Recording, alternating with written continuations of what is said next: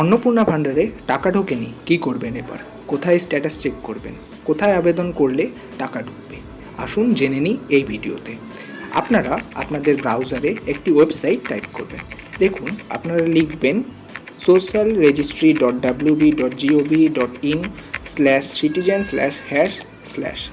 এটিকে দিয়ে সার্চ করলেই আপনারা দেখবেন অন্নপূর্ণা ভাণ্ডারের স্ট্যাটাস চেকের নতুন পোর্টাল ওপেন হবে। এখানে আপনারা পূর্বের মতো নিজেদের জেলা সার্চ করবেন, একে একে এরপরে নিজেদের ফোন নাম্বার দেবেন, যেটা দিয়ে আপনাদের রেজিস্টার করা ছিল। সেই ফোন নাম্বারটি দেওয়ার পর নিচের ক্যাপচা কোডটি পুরোটি টাইপ করবেন। টাইপের পর কিছুক্ষণ অপেক্ষা করবেন এবং রিকোয়েস্ট ফর ওটিপিতে ক্লিক করবেন।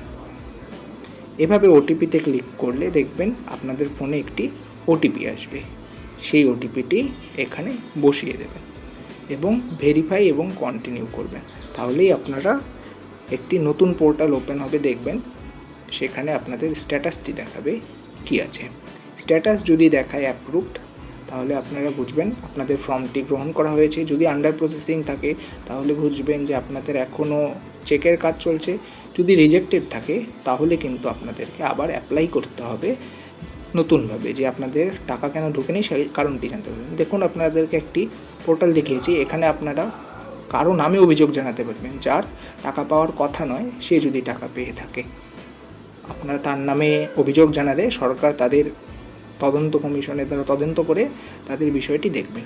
এবং নিজের ক্ষেত্রে আপনারা দেখুন পাশেই একটি অপশন রয়েছে, সেই পোর্টালে ক্লিক করবেন, যেখানে অ্যাপ্লিকেন্ট নিজের রিজেক্ট হওয়ার কারণটি জানতে পারবেন এবং অ্যাপ্লিকেশন করে পুনরায় যাচাইয়ের জন্য আবেদন করবেন। এই পোর্টালটিতে নিজের টাকা না পাওয়ার অভিযোগ জানাতে পারবেন। এটিতে অ্যাপ্লিকেশন করতে গেলে আপনাদের পূর্বে রিজেক্টেড হতে হবে ফর্মের স্ট্যাটাসটি। যদি রিজেক্টেড না হয় তবে আপনারা এখানে অ্যাপ্লিকেশন করতে পারবেন না। দেখুন, এখানে কতগুলো বেসিক তথ্য রয়েছে, সেগুলি দেওয়ার পর আপনাদের আবেদন পাওয়ার ক্ষেত্রটি বুঝতে পারবেন। ধন্যবাদ।